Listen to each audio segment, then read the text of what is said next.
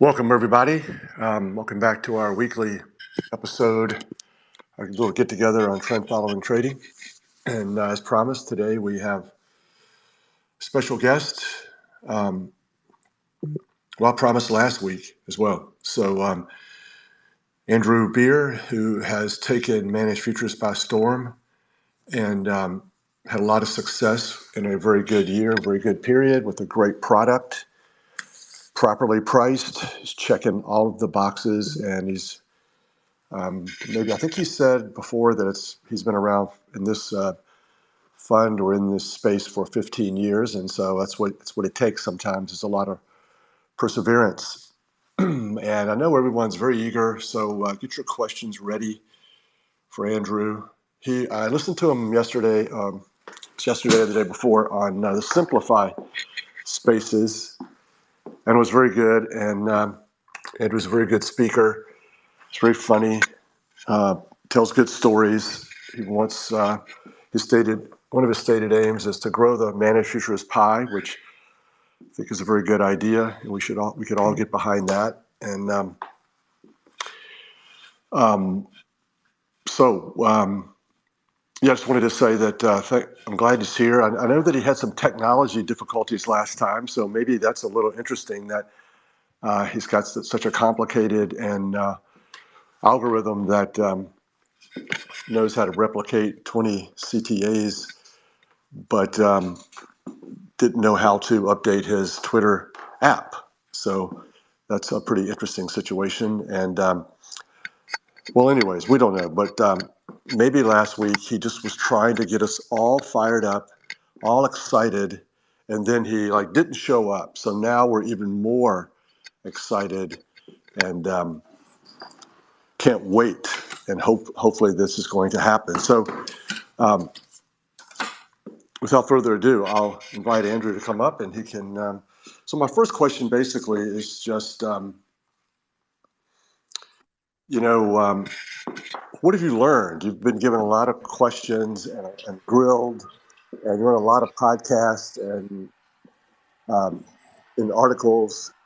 And what have you learned from all of the people who are really surprised at how your fund has done so well and grown so fast? And welcome. Well, thank you so much. Can you hear me this time? I'm not. Okay, Yes, good. Okay, perfect. so yeah, I mean, back to your point again. I apologize everyone for last week. I think as Jerry mentioned, I think I'm probably the only person in America who hadn't updated his Twitter app since Spaces was introduced. And back to your point. Yeah, so I've been in the managed Twitter space. We got into the space as a firm in 2015. Although we've been trying to replicate hedge funds going back to 2007, but we started with kind of non-managed futures, then pivoted into managed futures at that time. And then, I'll just say, thank God I have incredibly capable partners on the quantitative side who are the ones who really do the heavy lifting on it. So, but yeah, no, I mean, thank you again. Thank you so much for inviting me on, and um, I think, sorry, I just lost track of the question that you were asking a second ago. Oh, well, just, what have you learned since you've been on all these podcasts? You've been grilled by Niels, and people were asking, Moritz and Niels were asking you tough questions yesterday, and you've met a lot of people, and a lot of people have welcomed you with open arms, but I think that it's fair that managed futures old timers are skeptical about replication and about what's going on, and you're growing so fast and so popular. What have you learned since you started? And it's been a whirlwind this year, starting at $60 million and now 1.1 billion, I think. What did you learn this year? And have you changed your mind about how the future might look? So it's interesting. I mean, we started looking at the space in 2015, and we came in it from a very, very different direction. In that we were sitting in the seat where we said broadly we wanted exposure. It's when we were thinking about it as asset allocators, that we wanted exposure to managed futures in the same way that you would say I want exposure to, emerging markets or something.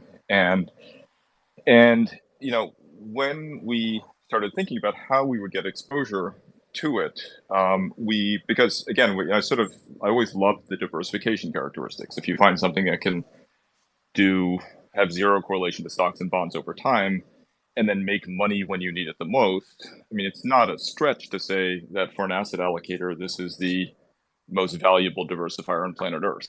Um, but when I ended up talking to people in the space, there was this kind of recurring series of problems that allocators had investing in the space, and those ranged from probably the biggest one that people would describe was single manager risk. That you know that, and so the analogy was, uh, if you want to invest in emerging markets, but you have to pick, you can only invest in the Indian market or the Chinese market or Mexican market, et cetera, one at a time, then you would have to put those together in a portfolio. And which is exactly what every institutional investor that I spoke to did. They would pick 4 or 5 or 6 different guys. They'd each have different flavors, but ultimately what they were trying to do was put together something that was representative of the space. Because all fund selection, I think when you boil it down, is designed to outperform some benchmark, some asset class, some underlying strategy. And so we were trying to address that same problem. And a lot of the allocators that I'd spoken to who had been investing in the space for a long time shared a lot of those same concerns and issues. And so we were just trying to figure out a way to come at it from a very, very different direction. And I think another, for guys who'd been in the space for a long time, I think one of the issues that you'd had if you'd invest in the space back in the 1980s or 1990s, I mean, the fee structures on many of these products was astronomically high. There were guys at places like Dean Witter whose careers were basically made off the back of revenue sharing or retrocessions or loads that were paid on putting people into what at the time were incredibly volatile products. And so we were really basically saying we wanted almost the beta of the space. We wanted the ability to access the returns not of any individual fund, but rather the space as a whole. And the architecture of the managed future space. And by the way, at the time, this was not an original idea. This is kind of what every investment bank was trying to do by offering their own trend following swap products. Banks were, and a lot of asset managers started to offer cheaper versions of their own trend following models. And what we found is even when people tried to replicate the whole space with a single model, you replace single manager risk with model risk. And so in a sense, people are coming at the I think at the same ultimate question from two very, very different angles. One is our approach was we love the whole space, but we have no idea who's going to do well, what parameter specification is going to make all the difference in the next 6 months. And in fact, we felt like, if we fell in love with someone's particular parameter specification, just as we looked at a lot of the case studies of things when things had gone wrong, we very easily could have made those same allocation mistakes. And and then I think when I talk to people in the space who do this for a living, they're, in a sense, they grew up in a world where you had institutional investors who were assembling their own cars from lots of different parts, and they're arguing that my carburetor is the best carburetor, my wheels are the best wheels, we have the best way of building a steering wheel, and so the allocators can put all those things together. When you migrate into the retail world or the wealth management world, which was kind of the perspective where we started on this, but in Europe, you can't do that. You've got to kind of pick one product, and so our whole strategy was really just built around the idea of how do we achieve that outcome. It's worked incredibly well. So we've been very lucky. Yeah, I keep learning a bit more and more. It's such a new concept. Every time I listen to you or read an article, and one thing that was interesting yesterday that I picked up on, which I was probably a little late to the game, is because I too have sort of wondered, for instance, there might not be one of my favorite markets in your portfolio of 14, like corn and soybeans. And so I was thinking, well, one of these days, Andrew's going to need some corn or soybeans. And then at some point yesterday in the Simplify, I sort of thought, no, no, no, that's not how it works. You only need the corn and soybeans if those 20 CTAs have the corn and soybeans, and if the corn and soybeans makes a material difference in their portfolio. So you just can't forget that that's what you're doing. You're replicating the SocGen CTA index and not the optimal portfolio as Jerry might see it.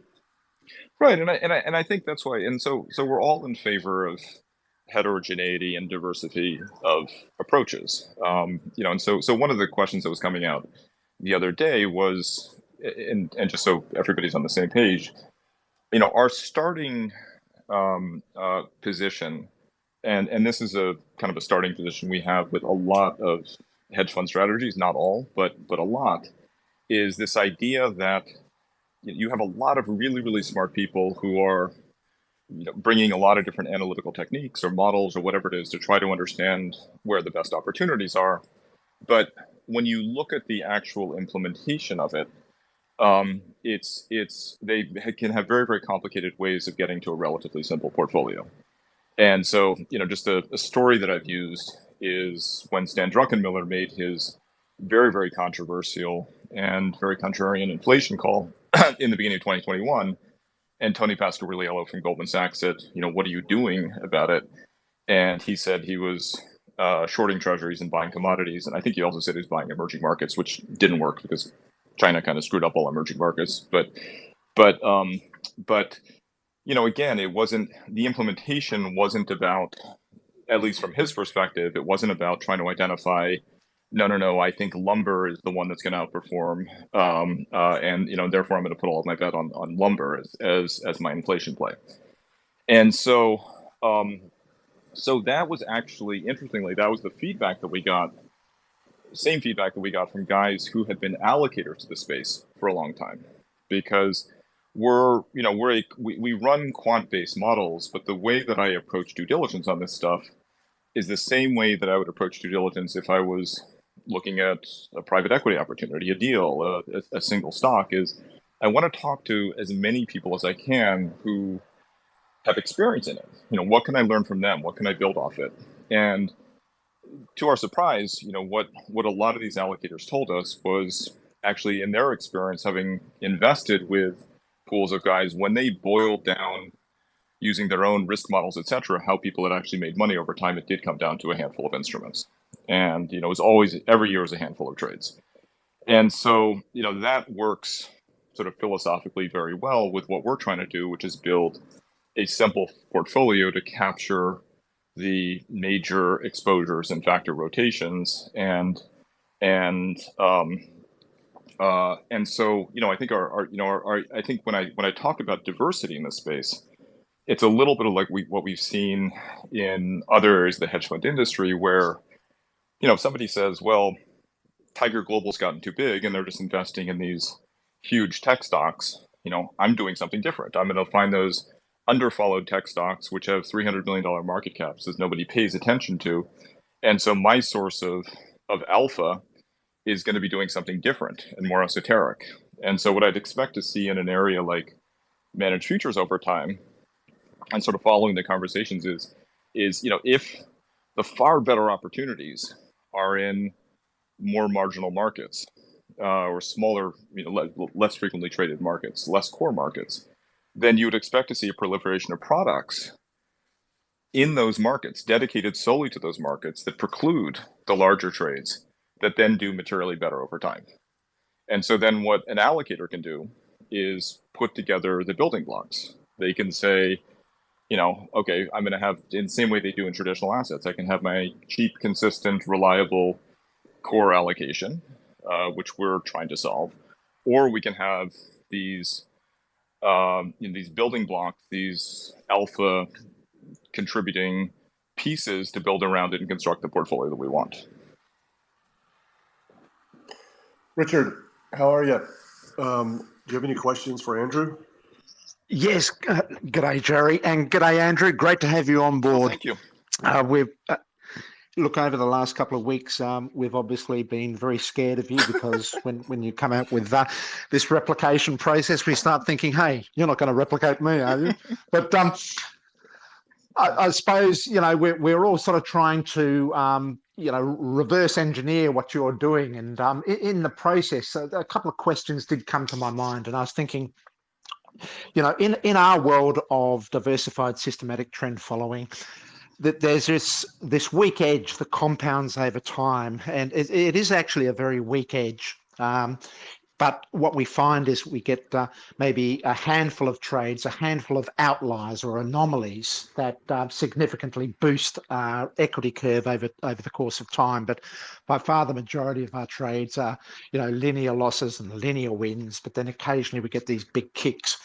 But what I was thinking in relation to your offering is that you obviously have a fair bit of room to move because of your low expenses, your low fees. And I'm thinking, does that give you enough flexibility, basically, in times where you're not exactly replicating the SocGen CTA index? Is there sort of a degree of variability about that? How correlated are you to the SGCTA index, and does that sort of significant reduction in fees give you a lot of room to move? So yeah, so on the correlation side again, and we always describe what we do as an approximation, right? And I was actually, believe it or not, I was on a call at 6 o'clock in New York time with Europe, talking to somebody about this, and we say it's, when we talk about what we're replicating, we are, our belief is that if we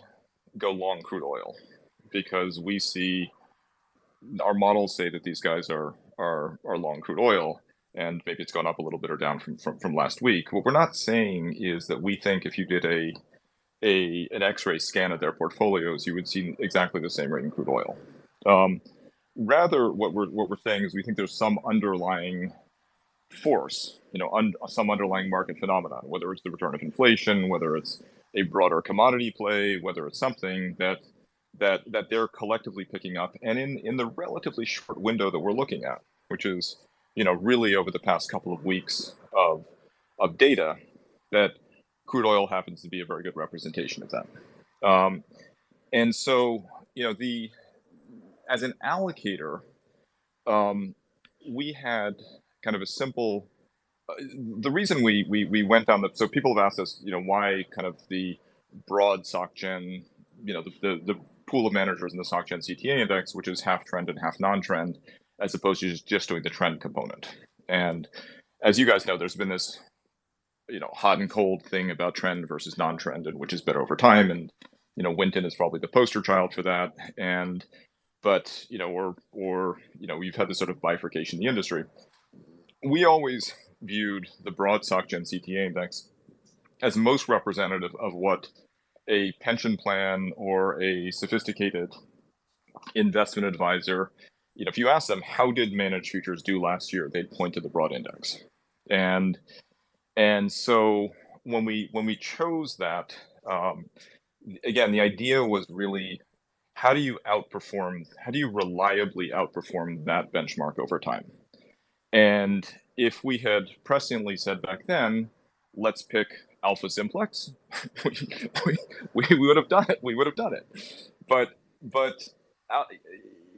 we also knew that if this is in 2015 when we started looking at it, most likely we would have done what everybody else would have done, which is pick AQR. And so the question is then, how do you outperform if your goal is to have this as an allocation, a meaningful allocation in your portfolio? And I don't mean like a throwaway allocation, like I've got 3% in managed futures and I hope it's this little green dot during a sea of red. But rather, if you want to have it a large enough allocation that can really protect your portfolio in a year like this, then the way we think you can weather a long-term market environment is by tying yourself back to the benchmark. that basically if after a year the broad industry is up 5 and we're up 8, or we're up 9, or if, as what happened to us actually in the first several years that we were doing this, net of fees the industry did 0, but we were doing about 4, sometimes 5. And what it does from an allocator's perspective is two things: is that there's psychologically a big difference between making 0 and making 4, even when everything else is going up. So it allowed us to basically have a much, much larger allocation. The first fund that we did this, we made at managed futures 40% allocation. It's a UCITS-based fund we built for a US firm called SEI, and having a 40% allocation to managed futures, but being able to disintermediate that level of fees and expenses meant that that even with a lot of constraints that we have to face in terms of how we manage it, it still outperformed, I think, 18 of the 20 constituents of the SocGen CT index since we started. And every year there would be a ton of guys who would beat us, but there would also be guys who had done really well the preceding year, and then would sort of hit the wall and underperform. And again, the kinds of funds, fortunately, in the managed future space really don't blow up. You don't get gatings and suspensions and frauds and things that you've seen in other parts of the hedge fund industry. But it's not uncommon for somebody to do 20% worse than the benchmark for some period of time. And for an asset allocator, that volatility is extremely difficult to manage over time. And so what happened broadly in the space is that people would say, I want to invest in managed futures, and they would look at the guys who'd done well over the previous year or two, and they'd pick one of them, and that would be their managed futures allocation. I know guys who their entire managed futures allocation, which they made in 2019 or 2020, they said, all right, we're going to pick one fund to invest in the space. And they looked around and they found a fund that had been doing a bit better than the index, had actually been putting up very good numbers. And that one fund was Fort. And Fort's down 30% this year. So it's our goal was very, very different. And what we found broadly with hedge funds is that the most reliable way that we found to outperform that benchmark, and the benchmark is fully loaded for fees and expenses, is to get the broad diversification of it. So we don't have that single manager risk, and then just try to be as efficient as we can from a trading, operations, and fee perspective, and outperform through fee disintermediation broadly. So when you look at the strategy, even though DBMF has been only around, we launched the ETF in May of 2019, the underlying strategy, which goes back to mid 2016, has been able to consistently outperform the index by a lot through fee disintermediation and never go through a period of meaningful underperformance. And so for an asset allocator, that's a lot more boring than trying to construct a portfolio of single funds and making calls on what markets, et cetera, are most effective. But from a broad, from an asset allocation perspective, what it meant is that we never had to change our allocations and we never lost any investors over that period of time because we were making enough money in a consistent way and doing what we were supposed to do in terms of our narrow mandate.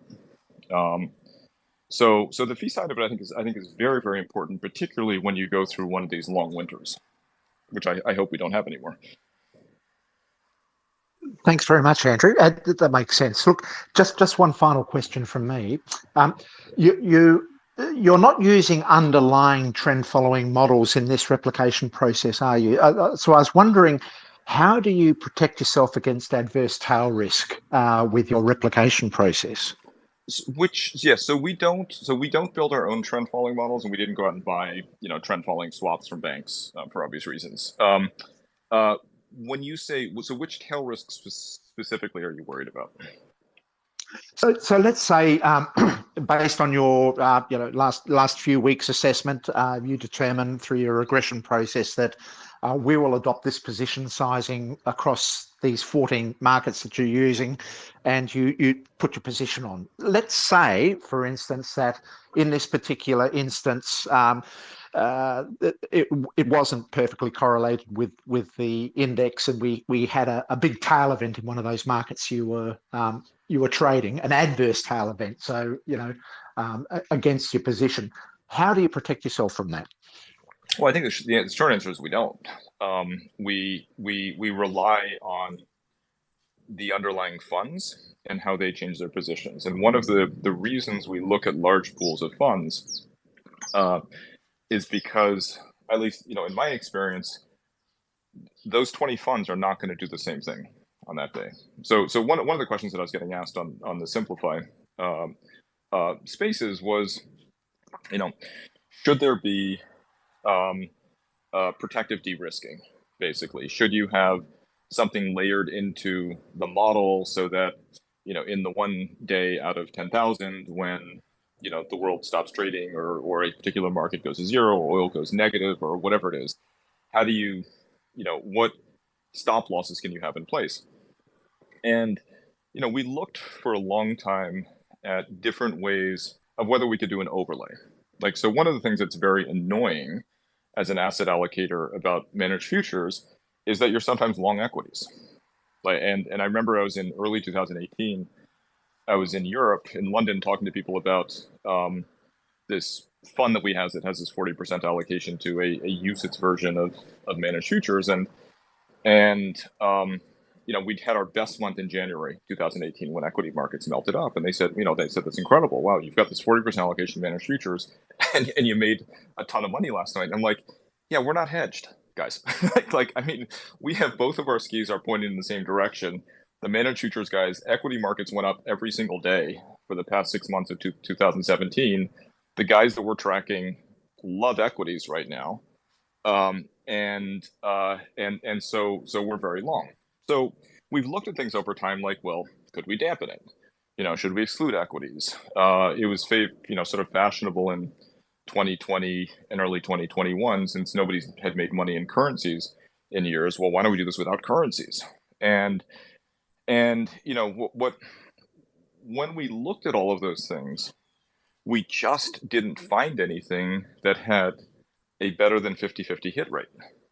There's a long history of models that are basically designed to, they build various things to try to find ways to, the S&P starts to go down. Okay, then they cover their risk, but half the time you get whipsawed, and what happens, and I think in these markets, we never found anything where we could say that, that a world where we cut risk in the one position, we have a stop loss, or we cut risk in the one position that, the underlying assumption would be that the market starts to go down really, really rapidly. It trips our stop loss. We have enough time to then cover the position, take the risk off, and then it continues to go in the direction far more than anybody ever thought. And when we looked at it, we found actually a lot of the times it goes down, your stop loss is tripped, it bounces back, which has kind of been the characteristics of these markets, I think, a lot recently. And so every time we looked at one of these things, we found that they didn't really add value, but that they actually would maybe reduce our return somewhat over time, but more problematically, it increased variability relative to everybody else. And I think the other thing that we rely on, so in a world, let's say, where one of these markets does go haywire, when you're looking at a pool of these guys who are doing it, there will definitely be some guys who get out at the right time, and are standing off the tracks and watching as the train comes barreling through. But if another guy has another model that is a machine learning model, like what happened with Milburn in 2020, Milburn had learned to buy the dips. Right, the right thing to do in the late 2010s was to buy the dips, and Milburn had learned to do it. So when everybody else is dialing out of equity exposure in the first couple of weeks of March, Milburn's buying the dips, and they go straight down. And I'm sure Ford has been going through something like that this year. So part of the way, I think, again, we're not trying to protect the portfolio in the sense that there's some adverse event where we think we can sidestep it. We're relying on the guys who do this every day, who have tremendous resources and experience doing it, to make their own decisions in terms of how they build the models. And if they all decide collectively that they're going to have the same tripwire in place, and then you're correct that we wouldn't be able to replicate it. But on the other hand, I think as a practical matter, I don't think $150 billion or whatever it is of managed futures funds are going to be able to get out between 11 and 11:15 when a given market stops trading. So we are always open to finding better answers to this stuff. But in terms of the mandate of what we're trying to do, we just don't think it's a big risk. Many thanks, Andrew. I'll let someone else now Yeah. grill you for more Thank info. Just to comment on that, I think once again, just have to always remember that Andrew is very primarily concerned about his performance versus the benchmark. And so yesterday that question was brought up in a different way, I think by either Moritz or Niels. And your response, Andrew, was, something like, well, there's a big sell-off and or there's a big adverse reaction, adverse performance from the group, but it's not your time of the week where you update your positions and run the replication algorithm. So given that you're lagging behind, but you're noticing a major discrepancy of your performance versus the benchmark's performance, you offered the possibility that you would huddle with your partners and possibly alter the process somewhat. Yeah, as we're stocking bottled water in the back of the car and heading to the mountains. I think if we have, because one of the great things about these strategies is they're so diversified. I did a post the other day about I get people were very, very afraid that there would be a spike in the equity markets and that managed futures guys would get run over last month, and there was a spike in the equity markets and managed futures were flattish last month. And it's the same kind of thing we saw in March of 2020 when equity markets start collapsing overnight, but then fortunately we were also long treasuries and it was offsetting it. And I think when we got to the end of that month, we realized that the guys who were up 5 had just configured their models in a slightly different way, where they happened to have more treasuries, or they had less equities, or they had a little bit more incrementally of something that's gone in their favor. And the guys who were down 10 had things configured in a different way. But overall, if something happens in one market out of 14, I don't think that's going to. It's not going to be. It's certainly going to have drawdowns, and we could say we underperformed over that period of time, but because we're missing something. But I just don't see that as a material risk. I guess I'd say right. I would rather if the world is such that we have futures markets that are starting to freeze up and not trade, and people can't trade in and out of them, I would be much rather be in 10-year treasuries and the euro and the yen than trying to get out of a JGB futures position or cocoa or something else at that time. I think liquidity in these large contracts, when the world goes to hell, it actually generally gets better. So our general view is that there will be another Lehman moment, there will be another Enron moment, and that's going to ripple through markets. And again, I don't know what'll happen this time, but in my experience, it's the secondary markets that get hit much more. That's certainly true in hedge fund stock picking and when they pick bonds that are less liquid. Those are the markets that just get slaughtered. Great. Okay, who's next? Michael? Hi, Jerry. Hi, Andrew. Hello. Hello, everyone. Based on your current holdings, you have 5 positions in bond futures. What will happen if, let's say, Powell decides tomorrow he was wrong and says, "Oh, I have to pause," or even cut, and these things go up like 10, 20% in a few days. What are you going to do? Is that a discretion, or I'm sure you will do something? Your experience with the markets. Yes, we will do nothing. If we lose money in those positions, there is that is not our mandate to try to make that call. We will, we will lose money on our bond positions, and my guess is 18 of the 20 multi-billion-dollar hedge funds in the SocGen CTA index will lose money as well because they're short bonds, and they're not going to change it, between Monday and Wednesday. I mean, yes, there are a handful of guys who use much shorter term markets and who have stop losses and other things, but I mean, you guys know this as well as I do. That most people don't look at 1 or 2 days of movement. There'll be plenty of people who will think, given the magnitude of the move, that even if things come back, it's going to have to move pretty far before people really start dialing out of those positions. But there's no, I mean, the base case for us is we want no discretion.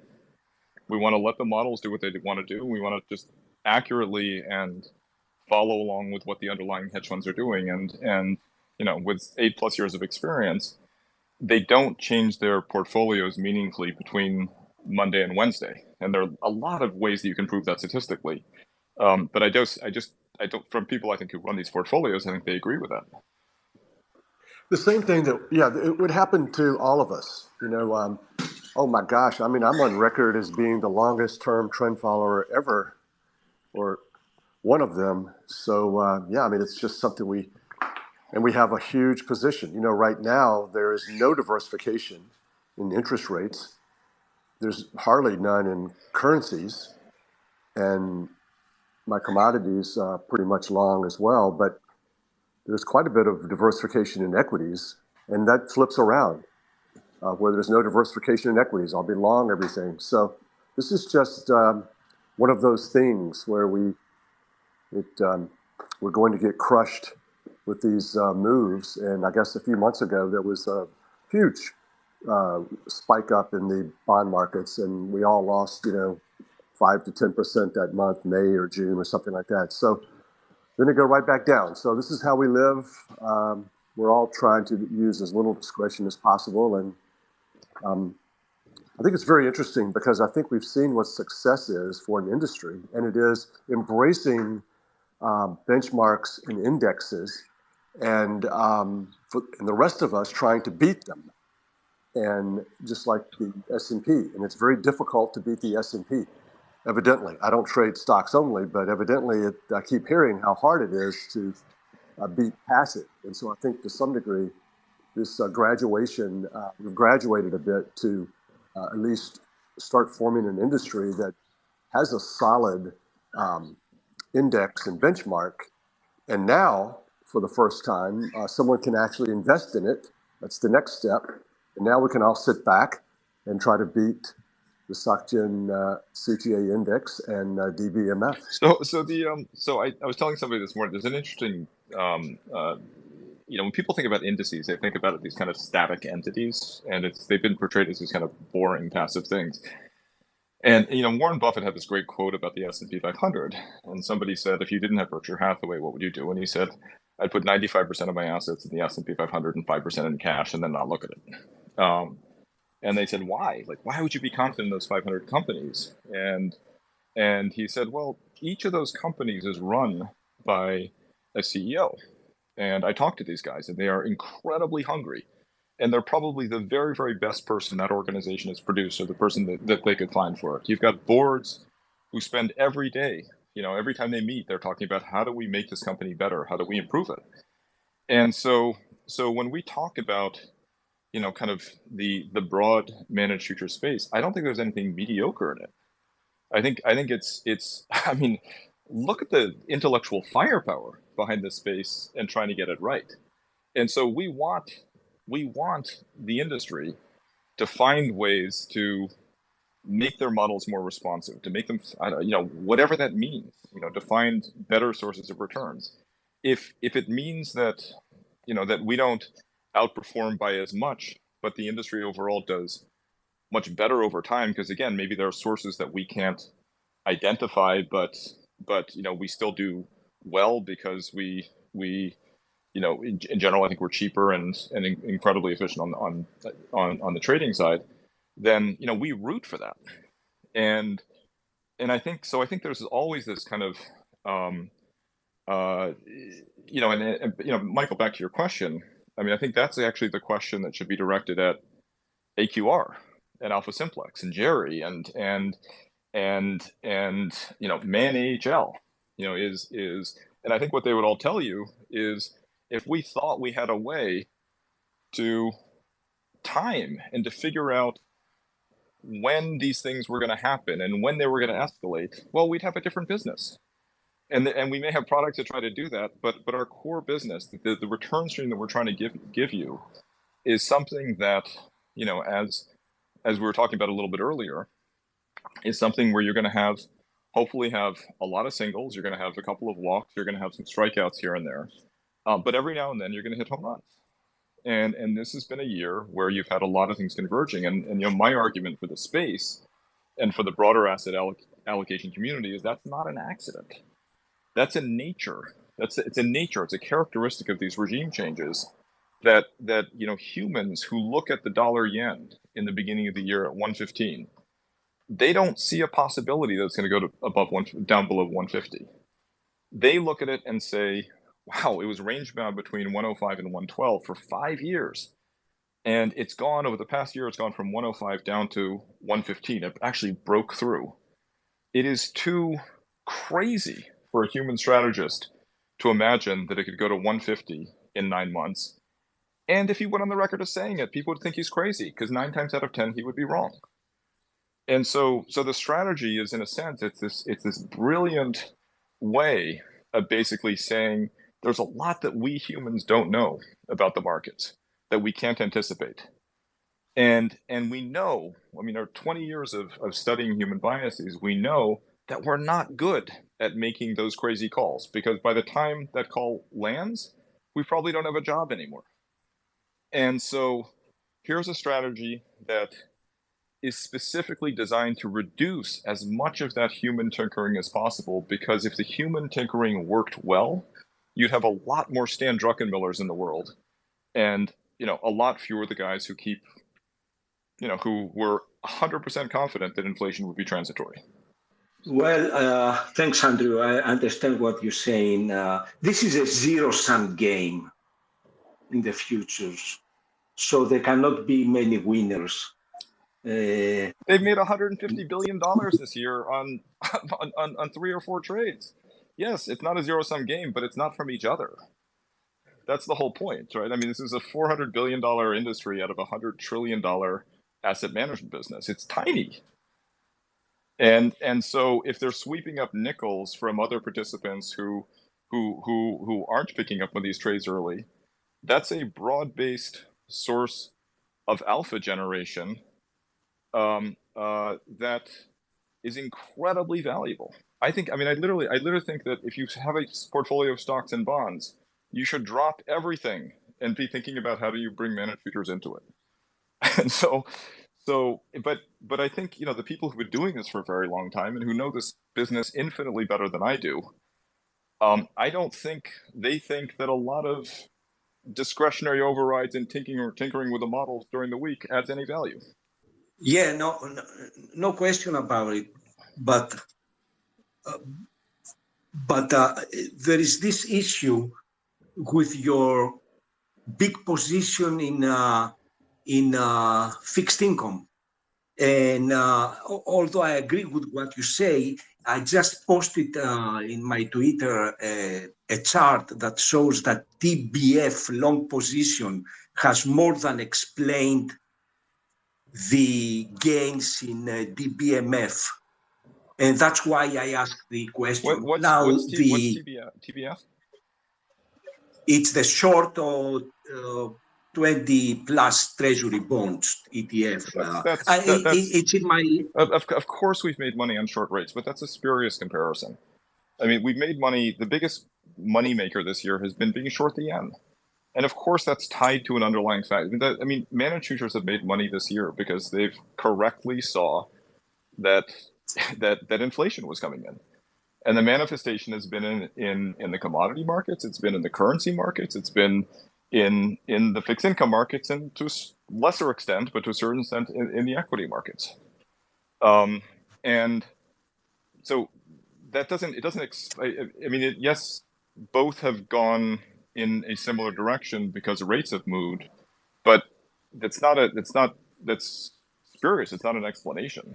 Yeah, it may not be an explanation, but I agree with the other things you said. But my issue here is goes with the tail event. You know, Richard mentioned, and I think also Moritz has mentioned that when you have such a large position in the fixed income, for instance, my model has 17 positions for long and 13 short, and only one position is in the 10-year short. And now you have 14 contracts and 5 of those are in fixed income. That's a large position. That's a lot of tail risk down there. Or tail profits. I mean, so we were long crude oil earlier this year, right? As I think the underlying hedge funds were. And crude oil went up, and I think in the first quarter, crude oil was the biggest gaining position. Then, guess what? We didn't have a super cycle. People started to question it, whether economic growth would continue in the way that it did. Oil kind of bounced around, it gave back, and whatever. These guys dialed out of it, as far as our model said. It's dynamic. Yeah, the positions change. we didn't on have the one. treasury side, Because if you look at the history, like the 70s, people thought inflation went away, and then even the Fed confused, and then there was another spike higher. So we don't know, but yes, I agree with the thing you said, and I'm also a fan of DBMF. I wrote articles about the new allocation, 60 in SPY and 40% in DBMF. But you know, the replication and rebalancing that has a lag. Don't forget that not all CTAs have static stops. Many of them have dynamic. They move it. I don't know, Jerry can talk about this more. Many have dynamic stops. They can be triggered like in a few minutes if something goes wrong, and then that will exacerbate the move. Thanks, Bruno. The move that goes against the short position. So that was my question. As you say, you have ways of protecting for that. But I think what he's also saying is that, look, if your complaint is too many short bond trades on, then complain to the SocGen traders, complain to those CTAs, because I'm just doing what they're telling me to do. And so not only is this an opportunity for people to invest in those 20 at a low fee in an ETF, daily liquidity, but it's also a benefit to everyone who's interested in what CTAs are doing and opening up the window and saying, hey, look inside of this portfolio. You may have no interest in investing in CTAs or DBMF at all, but and still appreciate that, hey, how do these guys make this money? Well, a little bit of yen, a little bit of euro, and some short gold. Hi, guys. But big is positions. Anybody speaking, or is everybody in silence? Can I ask a question? But big positions in the short interest rates, and then wow, that's pretty amazing, and that's a complaint maybe that people would have about the CTA industry in general. I'm on in with me too. If you could see my portfolio, you'd see something similar. So can and I'll just give an example of this outside of the about the treasury space. I think it's a little distracting to focus on that one position and talk about Powell. The same thing happened in the yen, right? We were short the yen. We short the yen all year, and thank you everyone for having models that identified that the yen would continue to decline. I spoke to a ton of serious macro traders about the short yen position, and they wouldn't touch it because they were deathly afraid that Kuroda would come in. They couldn't imagine that Kuroda would let it go through 130. Then it went through 135, and then it was sure it was going to come.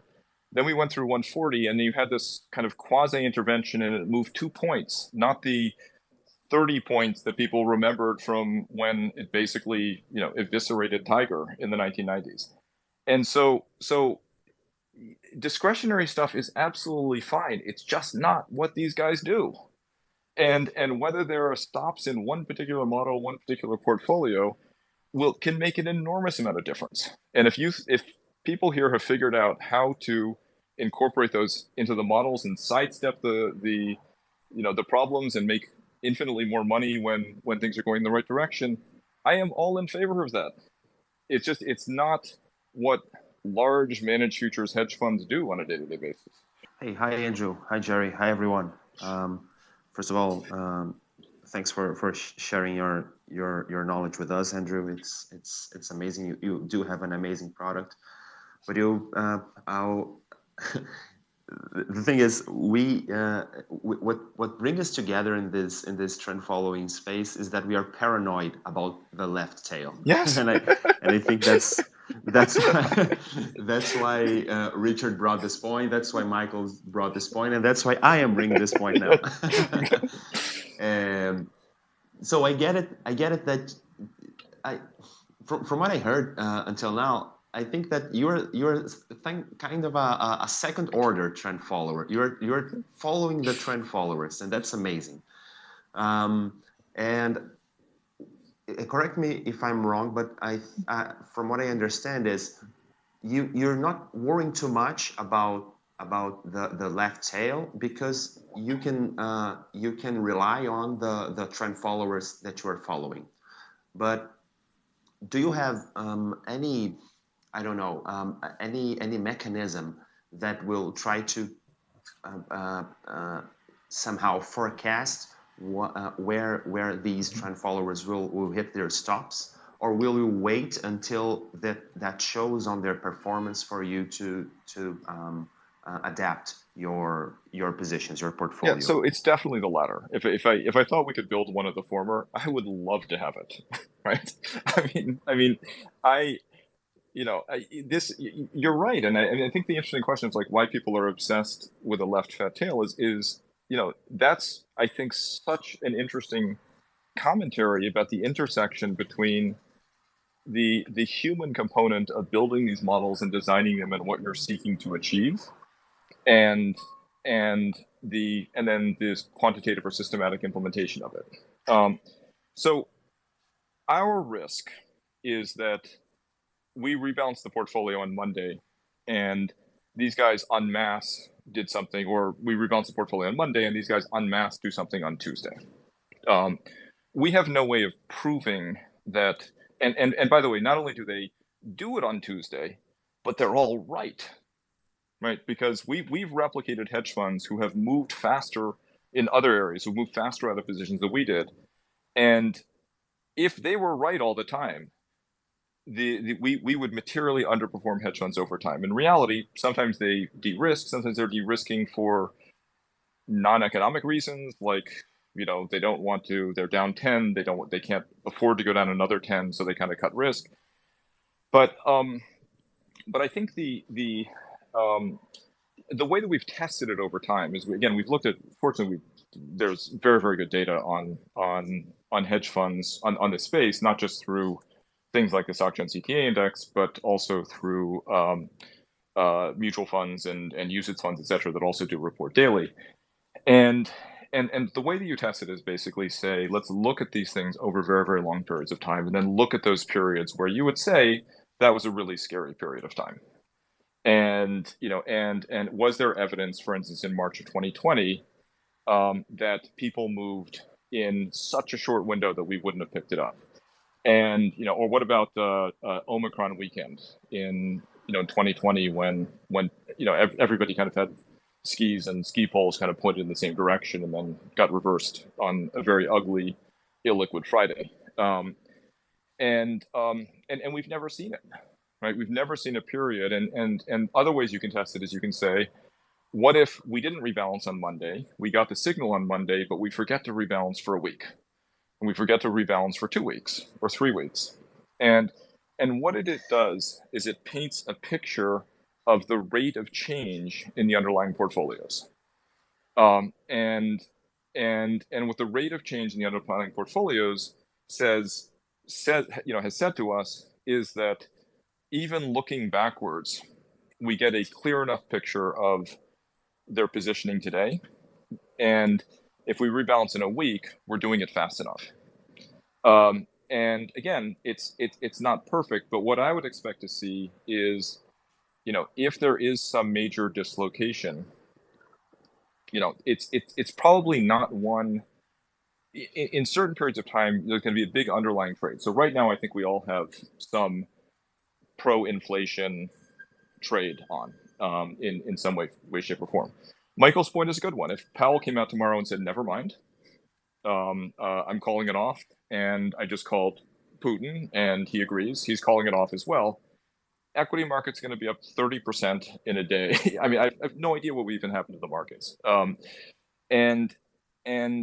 So there's no question that we wouldn't be well positioned for it. Now the question then becomes, okay, that happens on Tuesday, and we haven't rebalanced, but the underlying hedge funds themselves will take some period of time to dial out of their positions. How fast is that? Are they out Wednesday? And then, or what if everything goes down 10% or moves 10% or 20% on Tuesday? Everybody finally has time to rebalance on Wednesday, or to get out of positions on Wednesday, and then Thursday, that's when the real mess happens. That could definitely happen. I just think that's sort of like getting hit by lightning and a meteor on the same day.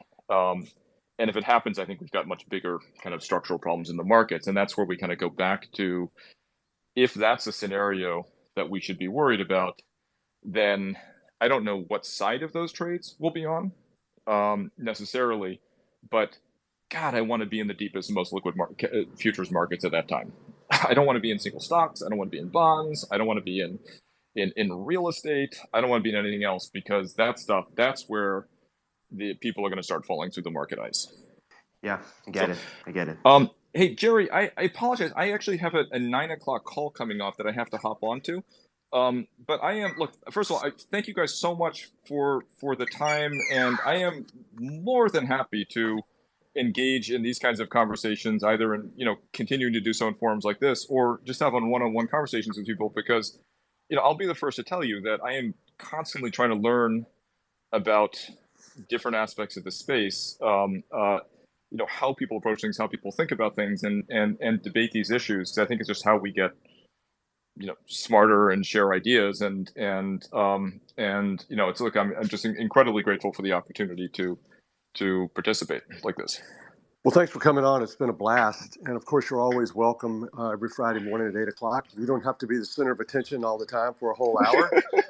But everyone's been very excited, waiting to pose their questions. There's many more. Standing outside in a thunderstorm with a lightning rod in my hands is not the.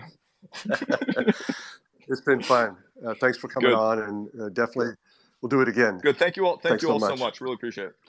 Thanks, Andrew. And thanks for the battering. Talk later. Thanks, Andrew. Oleg, you had to wait a whole hour. How's it going, buddy? Hi to everyone, guys. Hi, Jerry. Hi, Richard. Hi, Bruno. Hi, Nils. Hi, all the guys here. Hi, Michael. Yes, I was waiting. It was a very interesting conversation for me, because such conversations are always interesting. And also, I did not slept well at night, because I'm in a hotel in Krasnodar now, and I was talking with the guys in the hotel about the markets, about the business, about human bias, about psychology, and a lot of different things. And it was until morning, and so I did not. My sleeping process wasn't perfect after that, but I was happy that. Was talking with some guys about such things. So, and I'm happy now. Of course, I'm very happy now. Was listening the conversation with Andrew. So I'm not an expert. I'm very far from this. I'm very far from this. I'm not an expert in this field and replications. So I think we all have our own way. I think so. It was interesting to hear. So, of course, very happy to be here. Of course, very happy. Of course, was waiting all the week. So, thanks, Oleg. Bruno, how did you like your answer? The answer to your question. I think it was very interesting that he basically was saying that his left tail is not the same as ours. His is underperforming that index intra-week. They're moving fast. These are a group of traders that have probably implement quite a bit of vol management, correlation management. At the slightest hint of crazy volatility, they're scaling back or adding to positions when vol is low. And so I guess his analysis has shown that he can wait a whole week to do that, and it doesn't really matter. Of course, that's history, and that can change. But and then he absolutely on the Simplify podcast was pushed hard on this and said exactly what I said, which was that we would adjust our process. We would huddle with my two partners, and we would possibly not wait until Wednesday at 3 o'clock or whenever they do it, but we would possibly start reducing or adding to positions because it may start mattering. But the only thing that matters is his underperformance to those other CTAs, and that's his left tail. Yeah, can think of a good metaphor right now, but yeah, I get it that he has some layer of protection because he's following the best in class of protecting left tails. But yeah, it's the suspicion we all share about the markets, that sometimes markets behave in such a way that can destroy you. And that's why we have our stop losses and our defense mechanisms. What Andrew brings is that he doesn't need to be as paranoid as us because he's following some of these best practices. I see the hypothetical left tail that he's exposed to, I think it is that what if somehow our own defense mechanisms fail? And then he goes he goes down with us, but then there is his argument that at that moment markets probably will be completely reversed, and then he has a second layer of defense that he's in the most liquid ones. And yeah, I can understand where he's coming from. Yeah, because it would be like asking the people who run the Vanguard S&P index fund, what mechanism do you have in place to prevent a big drawdown in the S&P? And they would say, we don't have a mechanism. Our goal, our mandate is to make the same amount of money as the S&P cash index minus our 5 bips. I think that we have a universal, and we all know this, universal algorithm.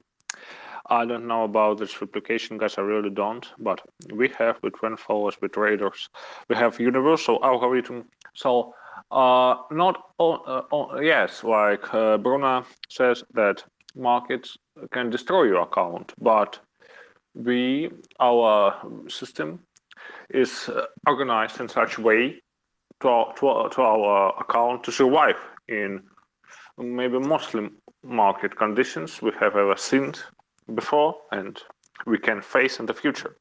So this stop loss, it's not only stop loss, but the whole risk management process, the whole diversification process, position sizing process, the whole process that protect us.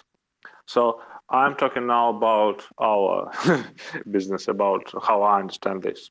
Yeah, one of the things I'm interested in is the ultimate test is a 30-year track record or the 40-year track record, which Andrew is yet to test.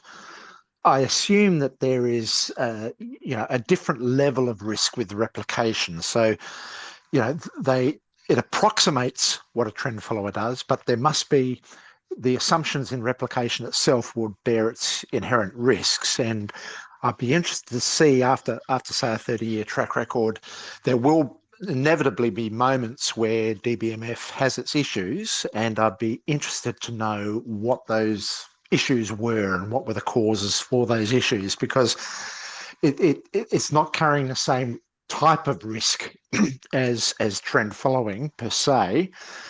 It doesn't protect those adverse left tails. And, I'm a bit more skeptical, thinking that over a very long-term track record, the good example was mentioned of Fort, that they took 20 years before we started seeing, this significant underperformance in some of their programs. But, it often takes a long time to shake things out. I'd just be interested to see how long this track record goes. I'm so excited that, he's almost a trend follower, but I'd be interested to see, some of the replication risks, whether they've been uncovered yet. I couldn't agree more. I mean, obviously, I have a tendency to say that after Richard speaks, but he's a trend follower to the degree that the constituents of the SocGen CTA index that are trend followers, and so that's what's kind of funny about it. He has no care about anything except how am I doing versus and selling this index ideology that lots of people like to buy into, benchmarking, indexing, low fees, and he's fitting right in there. I wanted to ask him a couple questions. One was, have you heard from the other the CTAs any of the CTAs who make up that index? And then, of course, have you heard from SocGen? And that would be kind of funny if he would let us know if they're complaining or if they're liking it, And but I thought also that I was just jotting down some notes when he was speaking. I was like, well, why didn't SocGen create their own investable fund with all these managers? Oh yeah, that's right. They can't charge 85 basis points. I wasn't going to push it with him, because I was about to say, have you tried replicating the SG trend index? And then, has he tried replicating the classic trend followers? But I thought I might be pushing. I didn't want to encourage him. I'm happy with him replicating the CTA index, but I'm not so happy the closer he gets to us. Well, since none, but since I don't think that the vast majority of the CTA managed futures industry targets outliers the way we do, and they're perfectly fine trading nowhere close to 200 or 300 markets. And because of that, I think he is not interested so much in bothering you and me, and never will be. And it's just our opportunity to compare ourselves. And he's basically saying, come after me or come after this index and try to beat it, just like they do in the stock world. But Jerry, Richard, your Hi guys, how are outlier you? method. I don't know if you can hear me because I got split from the. The thing is, it's so hard for a human being to follow it that we have this natural barrier. I mean, what if Andrew tried to replicate what we are doing? Yeah, he would be pretty close. The thing is, would he tolerate it? Oh, I think he tolerates it perfectly. I mean, he's the one guy in the industry who sleeps the best at night because there's no regrets. Like, he doesn't worry about anything, about his positions. He doesn't worry about the money that he's made, that he may not make, because the trends may reverse. It's not even his trading. Like, trading can be personal, and I'm losing, and I hate losing, and I'm losing relative to my friends and my peers, and it's the worst. And he has none of that. His whole goal is just to replicate this stupid index, and he has no pride involved other than being able to do that. So I don't think he has any trouble at all collecting his small fee for providing this service. It almost is like he's not even part of trading. It's an administrative function. Yeah, you're correct. because the liability is not his. It's not his risk anymore. He's selling what he is selling is, I will replicate this Sorry, guys, index, I don't know if and the I'm risk interrupting within this somebody because I index think I'm is split, from but his can I ask client. a question? All he has to do is follow it. Yeah, you're right. Cordura, you're trying to get on. Go for it. Okay, sorry if I'm interrupting, but I hear some people and I don't hear other people, so I don't know when somebody's speaking. So excuse me for that. I was thinking about the tail risk function on this product, because from what I observed, the issue with the underlying index is that since it's a mixture of many guys and some of them do some conversion strategies, etc. What I think that happens is that the volatility of the product tends to be low, and it doesn't move fast enough to protect you from some tail risks. But then again, as you said, Jerry, if the function is to go after the index and the index it has that nature, then it's fine. But speaking about one of the main functions of trend following, which is to cover left tails and go after outliers, etc., the index and then the replication, could it be that it's missing something or it's not that aggressive enough? Yeah, I think there's something missing there, but it's yet to be found. But yeah, I'd feel uncomfortable with that process just because of my uncertainty in these markets. But no, I agree with you. One thing that if I was on the other side and I was watching my performance, I was part of this index, and I was seeing like that he's so successful. And I agree with Richard. I mean, in 1983, this concept of, do you know how long it takes to be sure of some performance and to be able to rely upon something? Everyone's going to say, well, certainly a year. No, it's multiple years. So there's nothing better than this long-term track record, which he doesn't have. So I agree that that's the major problem. But it's the same problem we all had. Chesapeake, after a good 1988, our first year, some people will take a chance, and we ended up working out, but then it was a chance. So yeah, I think. But if I was a constituent of this index, I would say to myself, am I going to whine and complain about Andrew? No. I'd whine and complain I didn't think about it first, but I wouldn't whine and complain and be defensive about this new product. It's here. Live with it. Deal with it. What I would do is I would say, how the hell, with all of our smarts and computers and math degrees, are we able to be replicated as a group by 14 markets? Turn it on myself. Improve myself. We need to do better if you're going to complain about it or live with it. But I certainly think that these people are not going to, SocGen and the index, the CTAs are not going to stand still. They're going to do what? Not show their performance for a whole month. Make life difficult for him. I don't know. Although he has a consistent message that I've been hearing recently. And he throws it back on us, which is, hey, we're all in this thing to grow the pie. And I think that that's a good sentiment. And he's bringing more people into this idea because he was smart enough to come up with a good idea, replicating an index, which people love, in an ETF form for 85 basis points, sold. And it's up 33%. So, but what is the cost of growing the pie to the people in this index who can't be so happy about it? It's $1 billion they don't have, and then SocGen itself.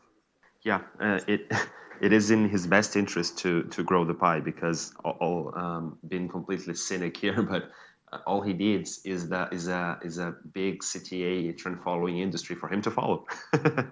Oh, and just a question of order here. Cordura, I think you're having troubles with your audio. I do have the same thing sometimes. What I do is I switch to listening, then I come back to the speaker space, and because sometimes people who log in after me I cannot hear, so I have to go down to the listening and then back to the speaker. Okay, imagine that suddenly all CTAs lose their AUM and they goes to DBMF. What's going to happen? That's the limiting case. Exactly. That's his problem. He needs to be nice to all those top CTAs and cut them in on some of this profit, maybe. Actually, the best case for them is the interest to increase proportionally. Otherwise, they will have nothing to replicate. There are several issues here. The first is the robustness of the replication in the good times when there are a few contracts that deliver the returns. It's easy. But let's take the period from 2011 to 2018, where the signal to noise ratio was very low in the index. I think this can create a large tracking error, and the DBMF performance will start diverging from the index performance. This is the first. I'm throwing in some ideas for discussion. This is the first. Now, I don't like this. I like the product, and I have written articles about it, but I don't like the following argument. One, we replicate in CTAs. Two, what is your risk management? Oh, we rely on the CTA risk management. That's not a very sound position, in my opinion. But they may have some risk management they don't want to reveal. And then the third argument is that this is the beginning. Many of these products will come up. I had someone wanted to send me the code in DM of replication. It's a well-known quant. I said, no, I don't want it because I don't plan to replicate anyone. Now, imagine if there are more ETFs than the 20 CTAs they are trying to replicate. And as a matter of fact, replication is a very old idea. It started with the SPY, the SPY, replicated the S&P 500. And then there are many beta programs trying to replicate the S&P 500 with lower cost. And there is always a distribution of returns. Some of those are in the left, some lose money, some make a lot of money, some in the middle. And I think the same, and I think DBMF will be a point in that distribution at the end of the day. But that's a nice product. I wish them good luck. And they did a lot of work. They deserve success. And I hope all the best. You're right, Mike. I think they need to go through a period of maybe 5 years of poor, lack of trend regime, because you're right. During those periods, we do get dispersion amongst managers, and I suspect we'll get dispersion of their performance as well. Of course, during favourable trending regimes, everyone is fairly highly correlated, but during those non-trending periods, which can be extended, if we ever had, another sort of 2010 through to 2018 period, I would suspect there'd be significant dispersion going on there. But I just, once again, his money management is not... He is relying upon the money management and the trades and everything from these CTAs. His money management is different. It's different. His money management is, how do I limit my tail risk, which his tail risk is underperforming, because I'm only looking at the positions once a week. He sees them daily, I think he said, but he doesn't pay attention to them daily. So he has a very different tail risk, and he has different idea about money management. He could care less if the market rallies in these bonds and he loses 15 or 20%, as long as they do too. So therein is the issue. It's not the same type of money management. If you're wondering about being short too many bonds, the complaint is with those CTAs. Now you could sort of say, oh well, over the past year or so, whatever, he has tracked them very well, but he's been able to track them by having on inaccurate positions. He's more short than they are as a group. Highly doubtful, right? And I don't understand replication at all. But I don't understand, and you guys can explain it to me, how it's predictable. What would be more predictable that he might underperform would be certain types of performance coming from that group. I would think he could underperform when the markets are good, the markets are bad, the markets are choppy. There is an issue with replication. What is that issue? I'm not qualified to say, but the bottom line is he's estimating, he's guessing with an algorithm, and we all know about these algorithms. They're not always perfect, and so I would assume under any condition, the most benign condition possible, or the greatest period, or the worst period, he could absolutely hit his left tail, which would be material underperformance, even without the edge in the fees. I don't think he did a good job of answering Richard's question about how much leeway do you have. I mean, he has some, but I don't think he has a great deal.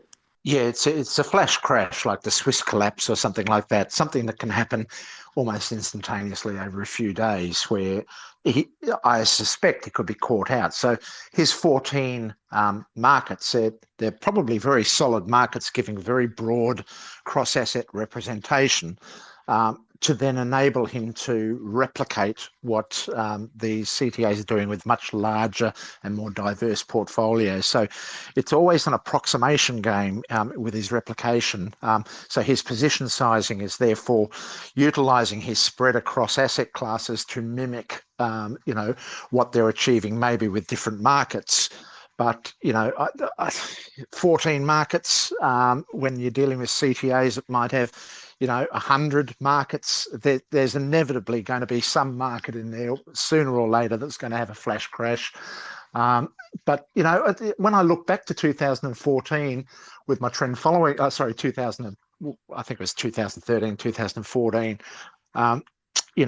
with my trend following models, with that flash crash of Swissy, which I was, obviously incorrectly positioned for it, because I had such a small bet on that particular market, because I was so widely diversified, it was only sort of like a 2% hit for me, but it certainly went through all of my stops and trailing stops, and it just smashed down. And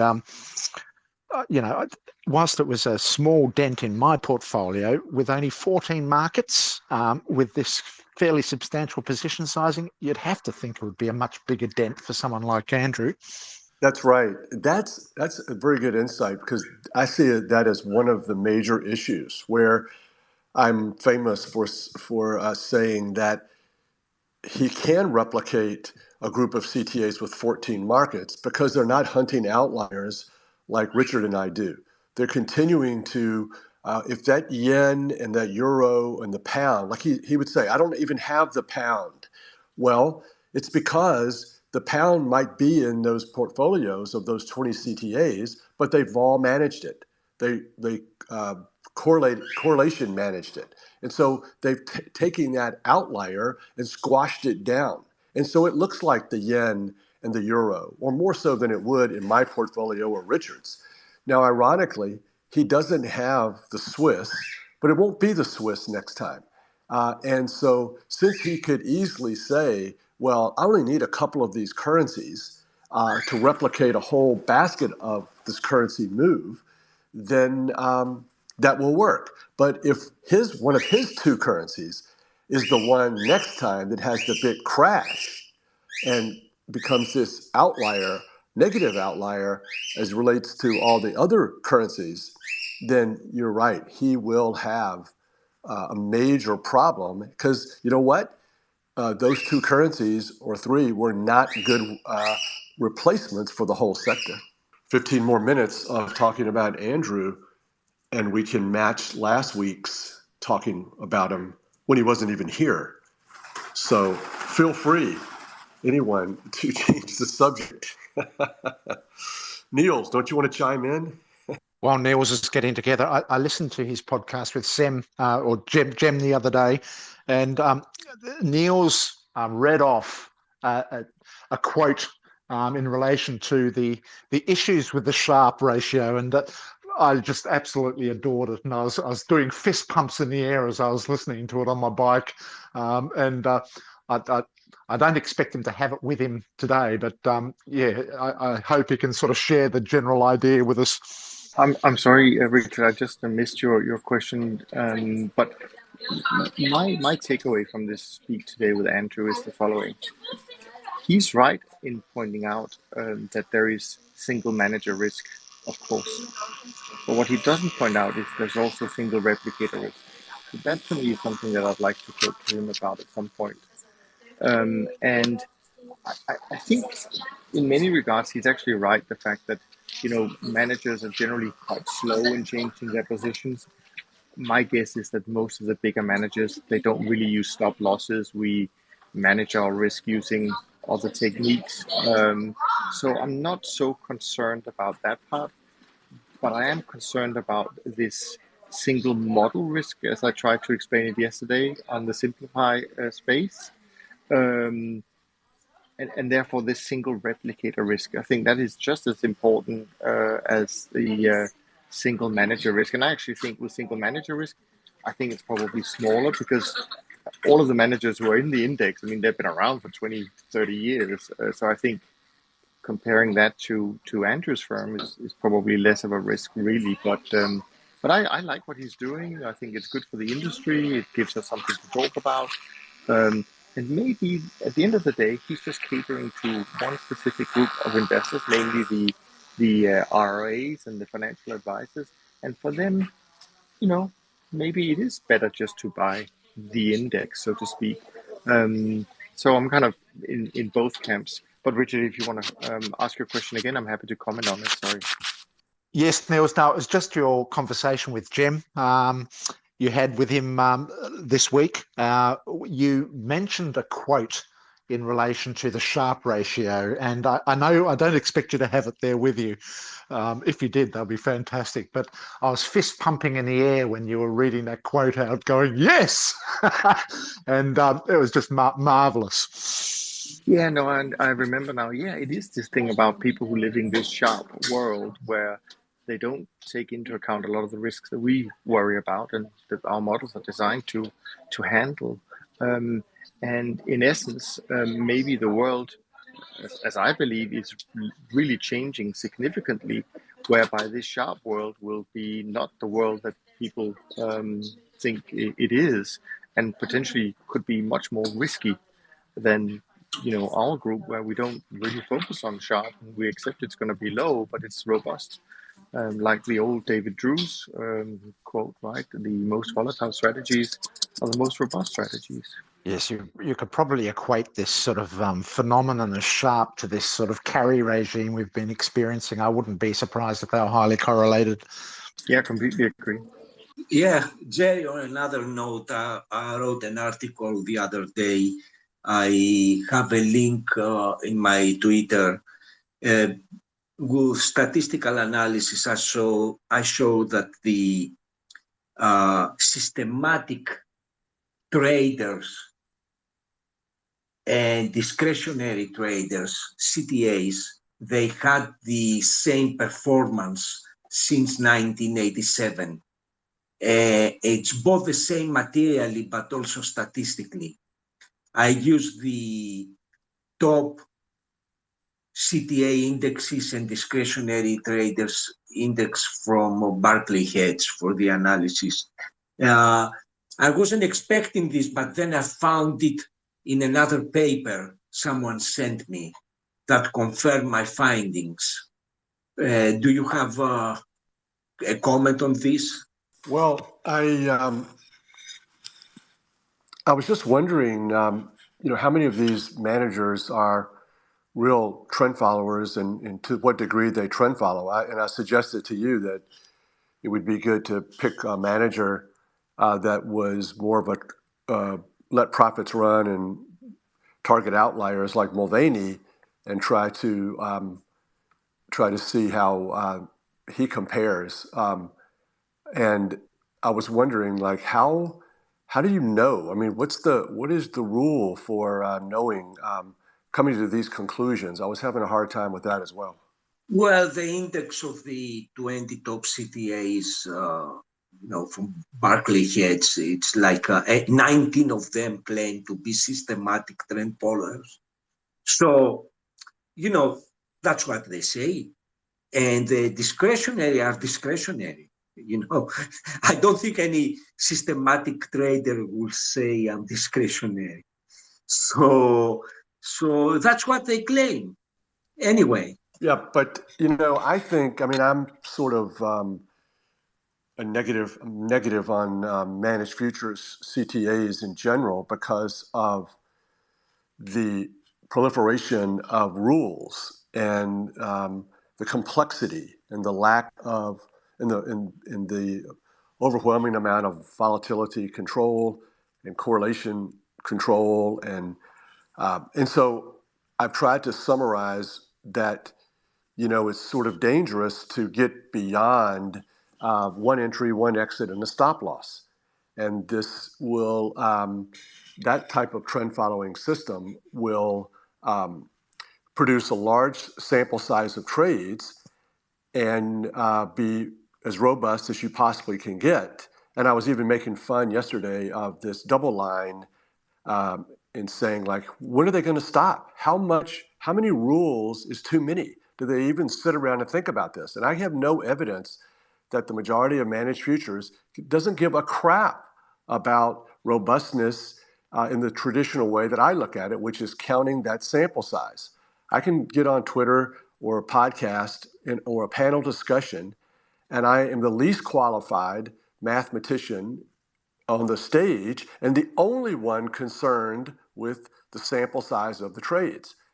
And so I think what happens is that I used to sit around and complain about my strategy, giving back too many profits, profits turning into losses, crashes, and by waiting for this stupid trailing stop to be hit, my one exit other than my stop loss.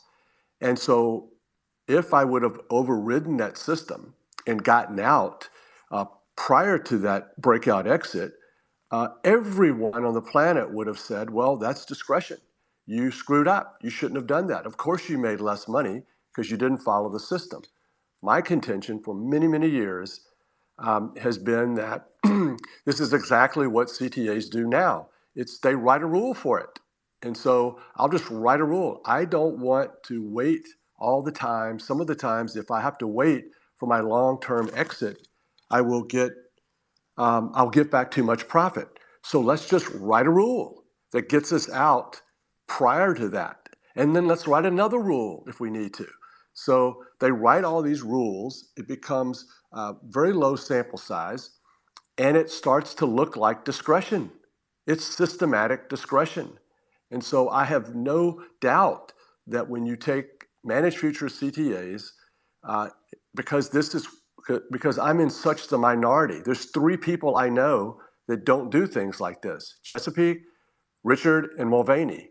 And so the whole industry should look like discretion, because I contend that what they've written into all these rules is discretion. It's systematic discretion because most of the rules don't have very sufficient sample size. You barely have enough sample size with one entry, one exit, and a stop loss, given that you have to trade so long term.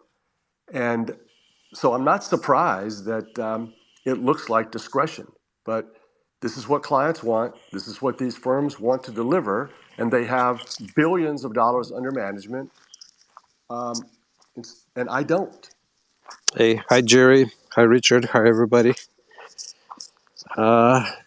Yeah, a little comment on on why discretionary futures guys may be similar to trend followers, I would come from the different side from Jerry, and I would hypothesize that even the most discretionary futures traders, the successful ones, even not just futures but just macro traders, if you look at, I don't know, Paul Tudor Jones or like Soros or Druckenmiller or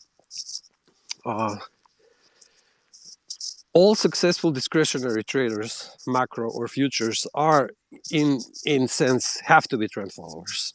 They have to have the basic meta rule of cutting losses short when things are going against them, and then letting profits run, and not just only letting profits run, but going for the jugular when things are really right in your favor and you're playing with house money. So I'm not at all surprised that discretionary macro and futures traders would be similar to trend followers, because over the long run, only the ones that have trend following trading philosophy and mechanism end up surviving and attracting capital. The other ones who are not, they don't. So for me, that's not surprising.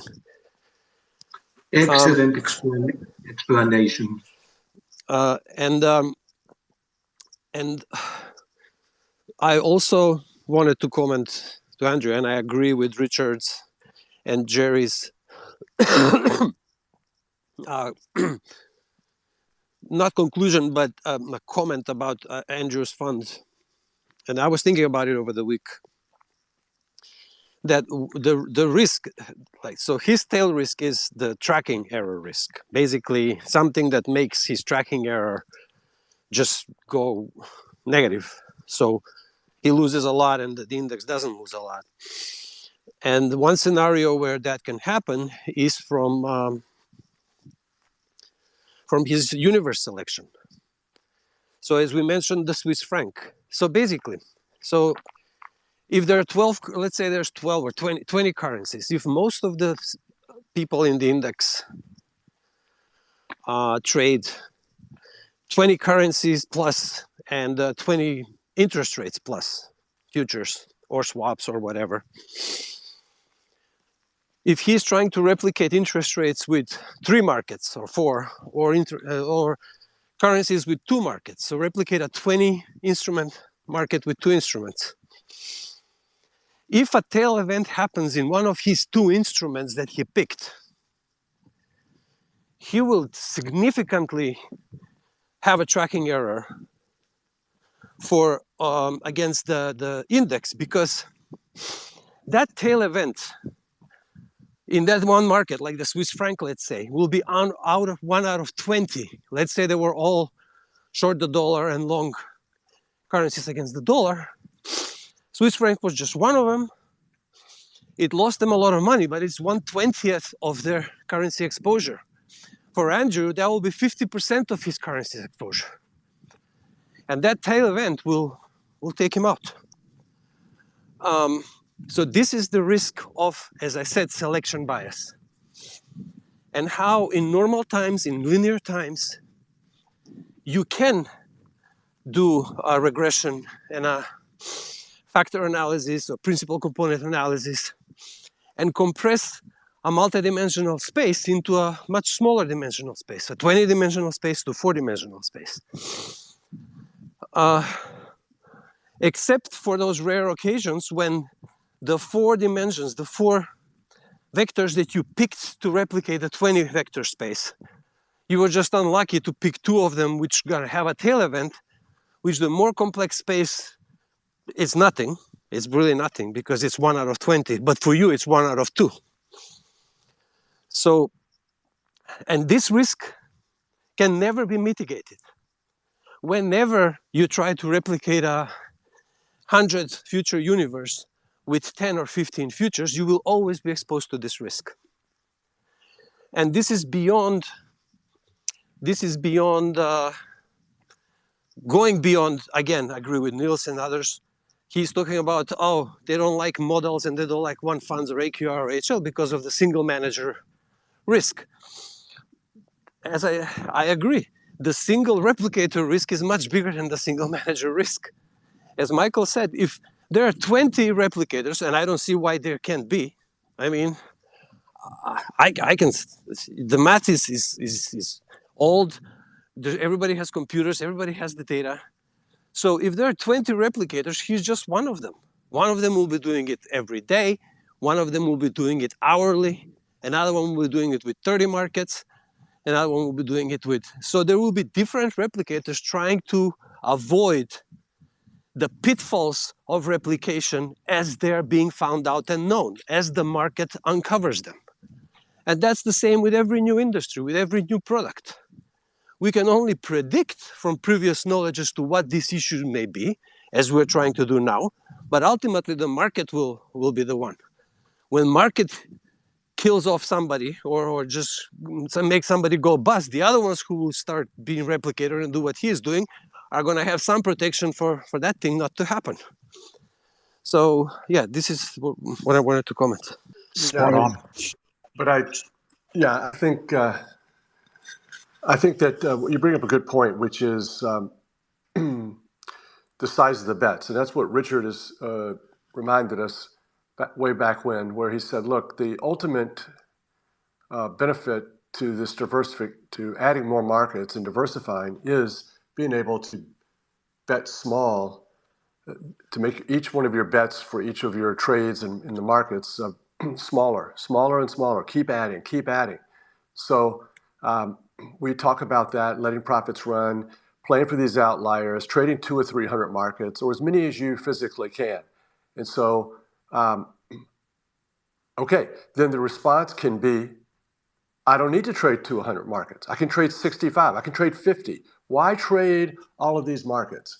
Just trade the most liquid ones, because then you'll get a good performance in this diversification, especially if you're cutting profit short and you're vol managing and correlation managing. They're right. It's not going to matter as much. Okay, they've chosen 50 to 65 as if that's the gospel. And so you've advocated that, okay, 14 is too low. Well, who's to say 65 is not too low or 50 is not too low? You? I mean, who? Who are you? Who am I? I think 300 might be too low. And so you can make this case for 14 being too low. I'll make the case that 50 is too low. Yeah, Jerry, depends on what do you mean by too low. I agree. Well, There's but no fitting into your scenario, exactly what you said is what I mean, which is that if the Swiss franc comes up and you have 50 or 60 markets on another Swiss franc, then that's your P&L is going to be more impacted than mine because I have 300 markets. Andrew's is going to be more impacted because he only has 14. Yes. But to say 14 is too small and 50 or 60 is perfect and not too small, that's just a math question. I think 300 is more optimal. Yeah, I completely agree with you, Jerry. I think the optimal number of markets to trade is the maximum possible number of markets that you can trade given your liquidity, given your capital, and given your access to markets. I love it. would Absolute. Keep going. It's maximum. The optimum is the maximum. So there's no discussion here. Right. And Andrew's response is the exact same response for a lot of managed futures CTAs. It's the exact same response. And it is this. When I looked over history, I figured out, because what he has done with his algorithm is look at the history of the SocGen Traders Index. And he has optimized and back tested to see exactly what he can get away with. And he can get away with 14 markets. And CTAs who are not replicators do the exact same thing. Every day I read, I only trade 30, only trade 50, only trade 60, only trade 100. You don't need to trade. You know why? Because they've done the exact same thing as Andrew. Look throughout history. I did my back test. Quote, it doesn't seem to matter.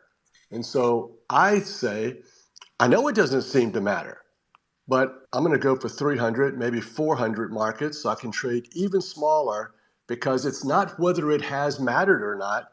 It's trying to prevent something bad happening in the future. Next time it won't be the Swiss franc, but it will be something. And he may sidestep it and all of a sudden have much better performance. Once again, I'm back to what I said earlier. If I was in that index, I would be horrified that I could be replicated with 14 markets. The onus is on me to do something about that, not to complain about Andrew. Jerry, they're not terrified. It just comes with the territory. When you become big enough to be put in that index, when you started to managing billions of dollars, okay, your only option is to go up to 60 markets. You can't go more than 60 markets. You can add 400 markets like you have, but the size that you can add to them will not be proportional. You cannot proportionally add size to 400 markets. Well, Those markets. there's a handful of CTAs out there who do trade. They say they trade 300 markets. Oh, okay. Yes, they have access. Clearly. They can do swaps. They can do Right. they do everything. So with size comes access to different markets that I don't have access to. They're fairly large, and so Yes. And then once again, another thing I said when Andrew, well, I think right after he went away, is that this is a benefit that he is doing for people. If you never invest in his fund, he has opened the door to what's going on, not only in the index, but what's going on with the managed futures industry. And he is basically showing they're heavily short. And then other people can ask Michael's question, whoa, what is going to happen? Not to Andrew, but what's going to happen to you guys, the other 20, if there is a pivot and we have, look, not this time, but the next time, because they'll be overly concentrated because they're so large. And the takeaway should be, wow, maybe I should not just invest in all of these managed futures CTAs who have these more concentrated portfolios because of their size. And maybe I should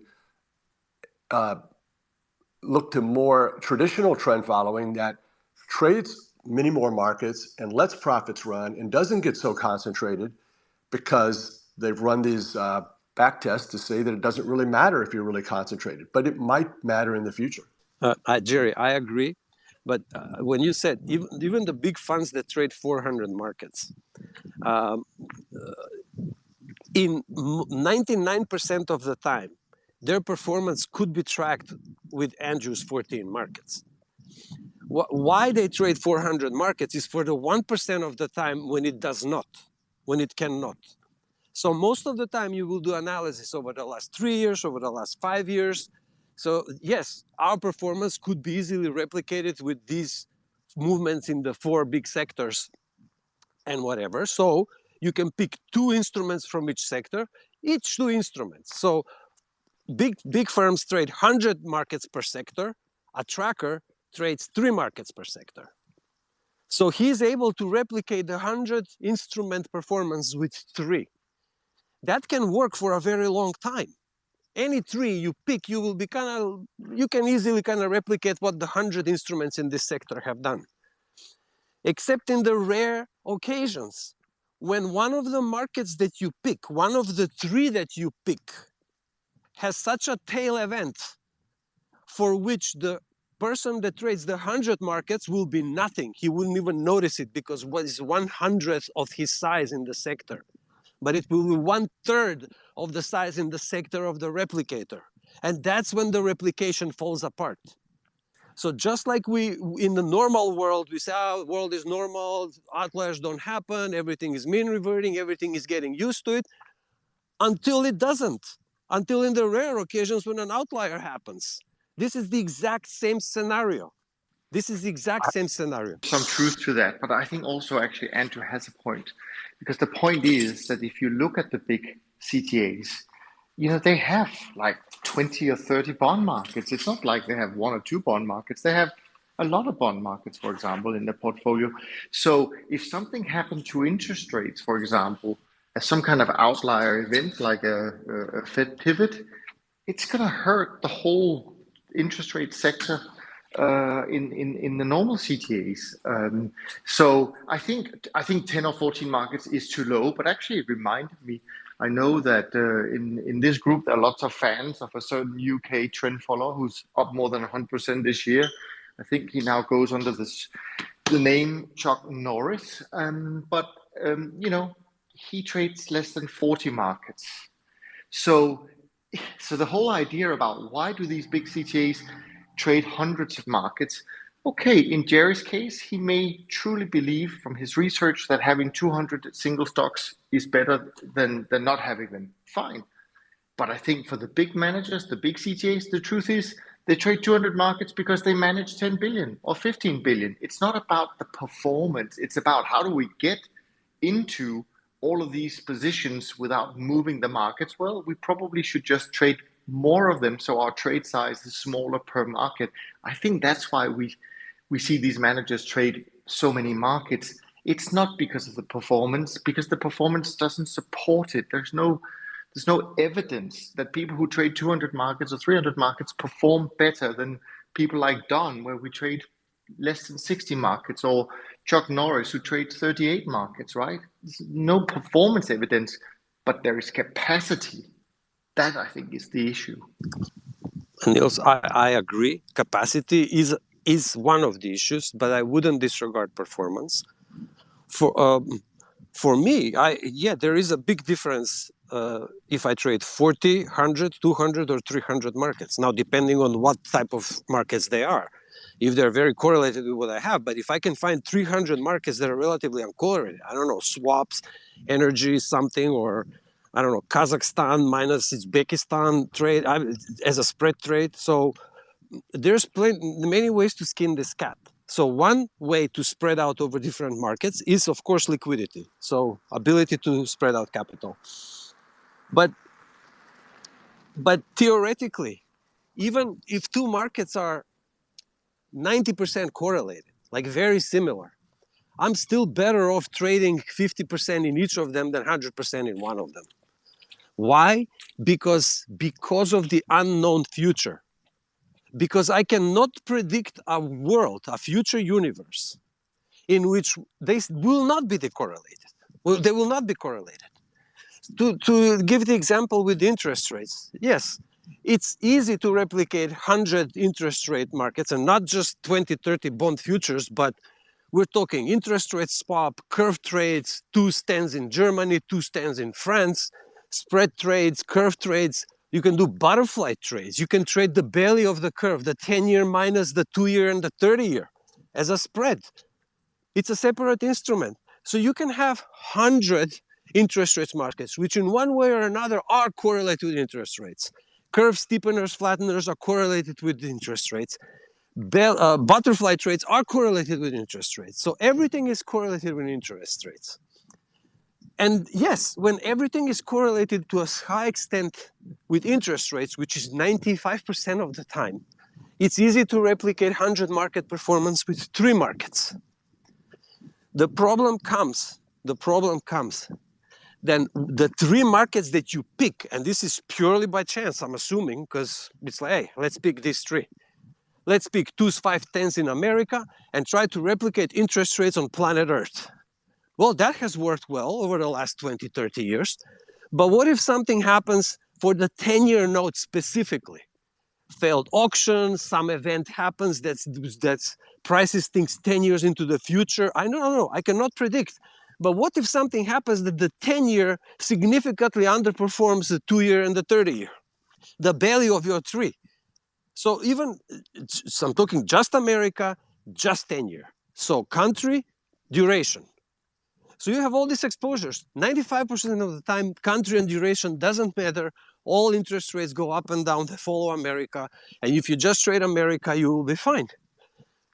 So you pick America as a representative of planet Earth in terms of interest rates, and you pick 2s, 10s, and 30s to cover 2-year, 10-year, and 30-year duration. And you think you're covered. But what if? I don't know why. If America does not represent planet Earth anymore. I don't know. Could be nuclear explosion in Utah. I have no idea. I don't know. And what if something happens to the 2-year? To the 2-year, no, very short-term rates that the 10 and the 30 do not replicate. Whereas the other guys are well diversified across time frames and geographies and durations. They trade 100 markets.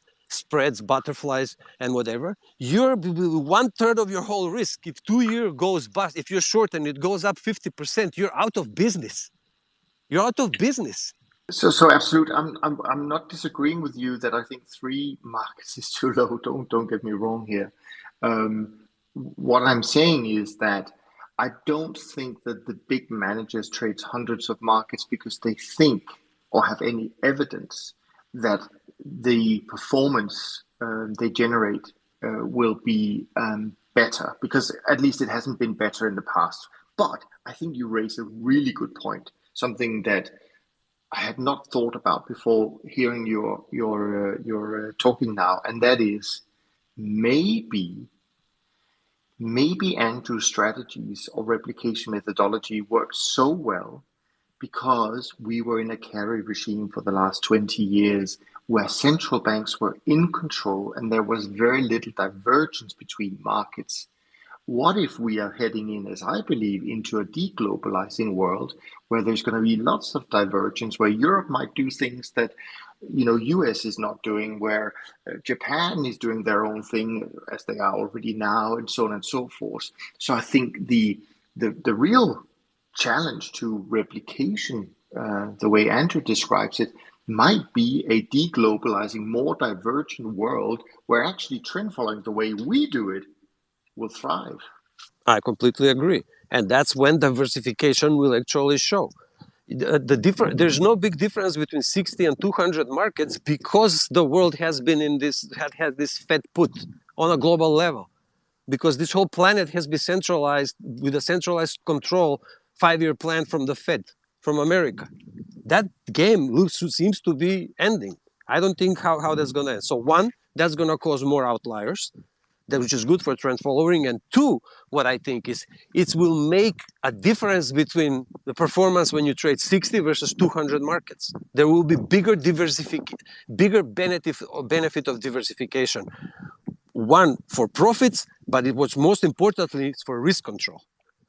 Because when outliers start to happen, it may become very different whether you trade 5 markets per sector or 25.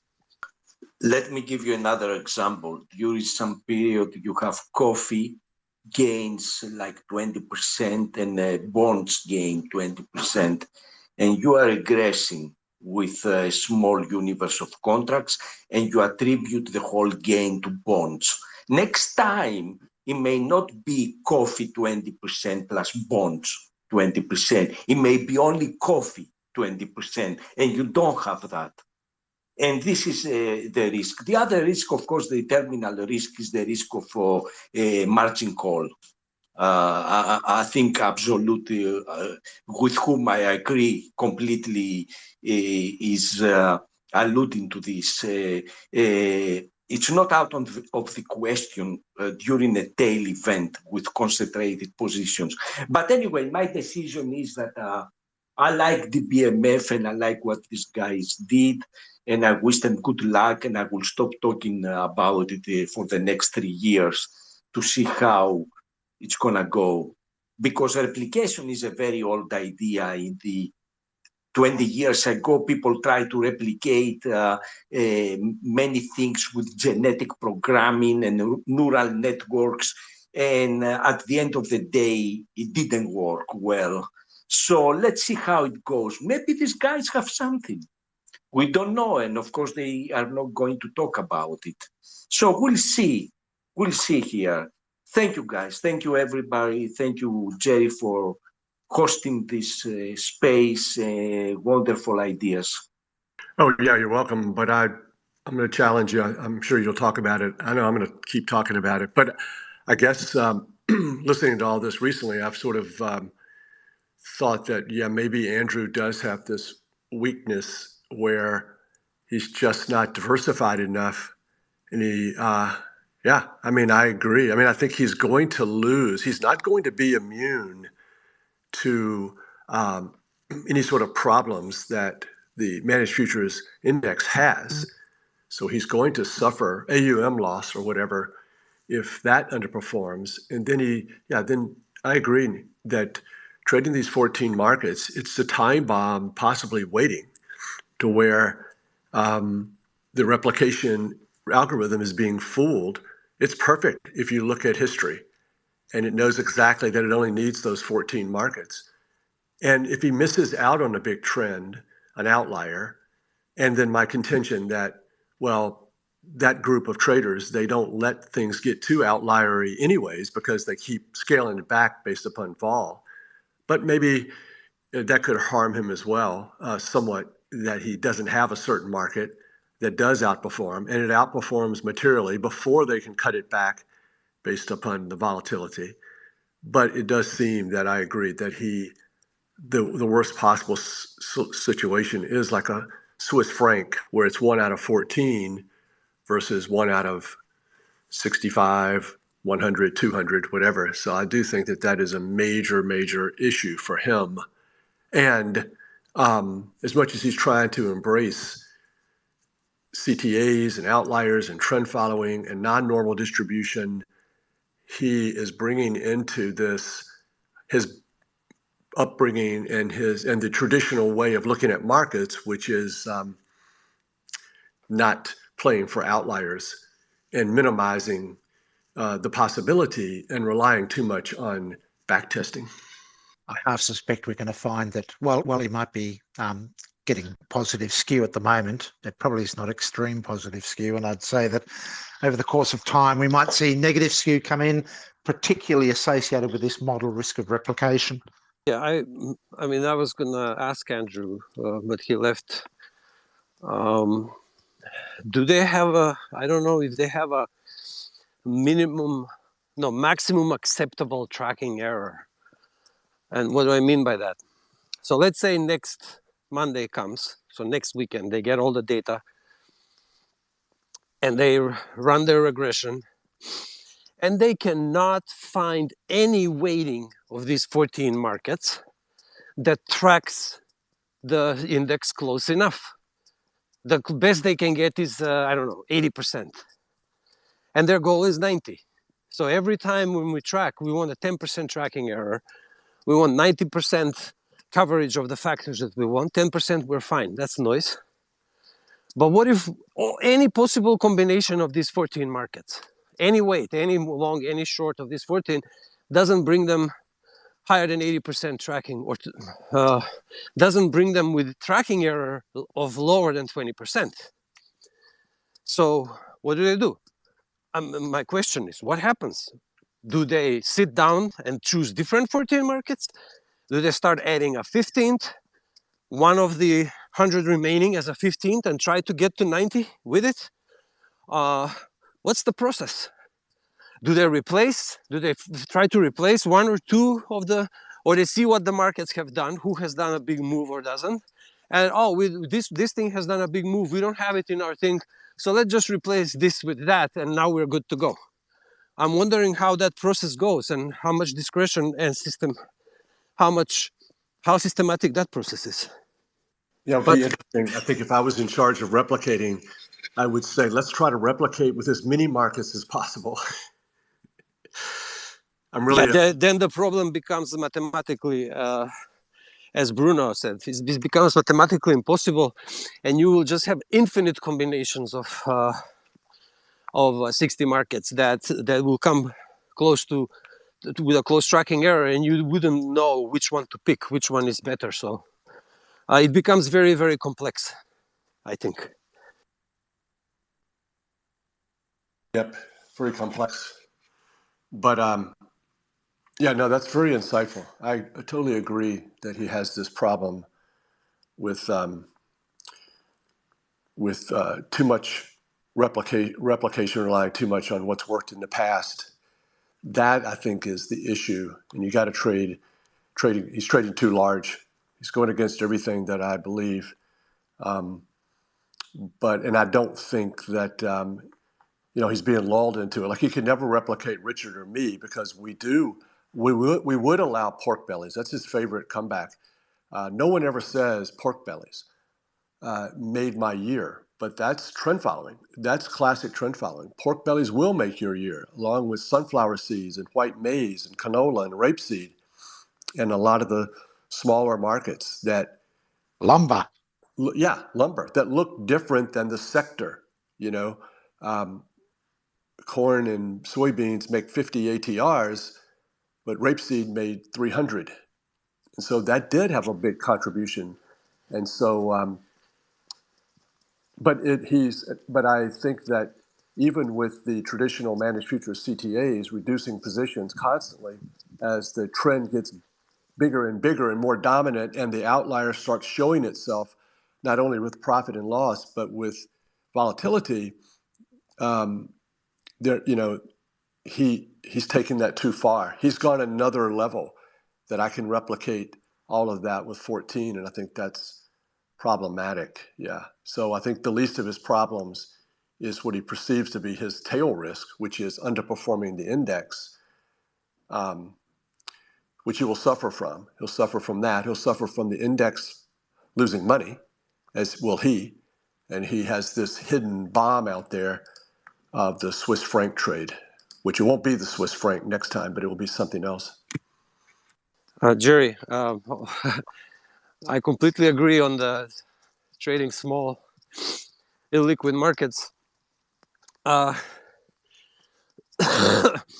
This is one argument for capacity limitation, and this is the beauty of trading small and keeping your business small and charging much higher fees, like keeping yourself boutique.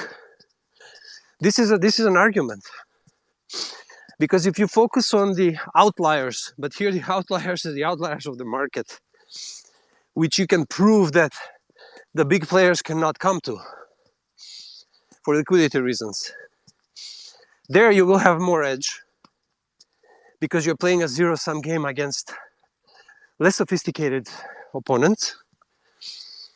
And two, you will be better diversified, because the further away you go in the outliers, in the outskirts of liquidity, the more decorrelated you will be from the dog that's wagging the tail. The big trades, the most liquid markets, the most sectors. So another benefit of diversification into those liquidity boonies is this. And this is a major argument for not wanting to become too big, not wanting to run a $50 billion fund and charge 50 basis points. Whether you want to or not. Yeah, no, I agree. You don't want to, and that's why I think it's sort of fine for trend following to be a niche product to some degree, and to it's just not classic trend following is wide open. There's not a lot of competition. No one's really doing it, and eventually, and I know Richard. I got Richard on record. He had this really long explanation a few weeks ago, and I was like, wait a second, Richard, are you saying that this vol management, vol targeting, dynamic sizing, correlation management is just kind of overfitted, and eventually their performance it may show that all the parameter having too many parameters, it may finally eventually show up? And he said, yes. Well, I'm paraphrasing. He can correct me, but and I think this is I think this is the issue, is that we're not going to do that. Everybody is fearful and paranoid, to use Bruno's words, about left tail risk. I'm paranoid about all risk, underperformance risk, sample size risk, robustness.